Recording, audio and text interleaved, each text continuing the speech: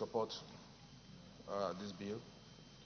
In doing that, Mr. President, I'll be speaking against the background of one of our duty or responsibility as legislators to generate ideas for good governance. Mr. President, I just want to suggest that I think the time has come more than ever before for us to look at the possibility of how we can really develop agriculture, especially in the area of cash crop, that could give us some foreign exchange, foreign earnings for our nation.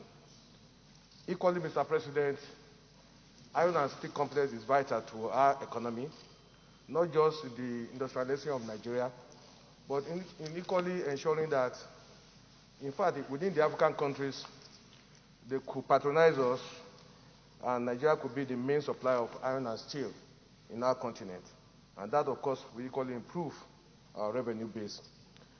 Within the country, Mr. President, our revenue net is still very much limited. There are still areas where Nigeria do not seem to care about generating revenue. I think, Mr. President, the time has come for our nation to look at how we can introduce toll gates in our highways, especially those who drive in exotic cars, so that they could equally help in improving our revenue base.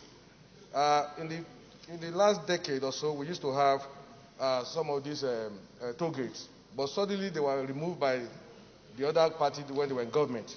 I think the time has come for those who drive in exotic cars, SUV cars, to pay toll while they patronize these cars.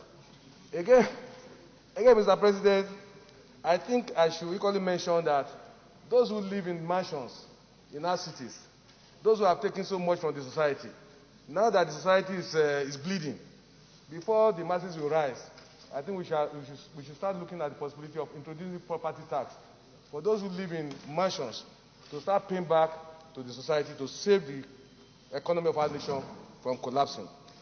Mr. President, you are a living witness to what happened on several occasions in the 6th and 7th Senate, when we were asking the government of the day at that time to diversify the economy. At the time, oil was selling at $100, $120, $150. That party squandered our resources. Now the time has come for us to face what some of us stood for. You are part of those who are in the struggle there, that we should diversify the economy. Nigeria is a country where people forget easily. Oil at one time was selling at $150 per barrel. Roads were not built, rail lines were not constructed. Where did the money go? Who were the people who were in charge of our resources when we were selling at $150 per barrel? They squandered the money. I pity this president, I pity this government, that they have to cope with the challenge of the fact that oil is selling at, is now good for $22, $25, $30. At the time it was selling for $150, we were telling them here, on this same chamber, you were part of it, that we should diversify the economy. But that party refused to diversify. This party, they squander our resources. Now we are facing the music. I think while we are talking about commending what this government is trying to do, we should not forget in a hurry that some people were charged with the responsibility of managing our economy when we were selling oil at $150. Nothing was done. Iron and steel complex was not constructed, was not completed. In fact, they unbundled our properties. They sold our collective wealth to some people. So while we are looking at the budget, we must look at the past. What brought us to this level? It was just because some people failed to plan when they were supposed to plan. Some people failed to utilize the opportunity we had at that time. And we were here telling them, let us diversify. Now that we are facing this problem, we should remember those who ruined our economy. Thank you, Mr. President. Thank you very much, Senator Smart Adeyemi.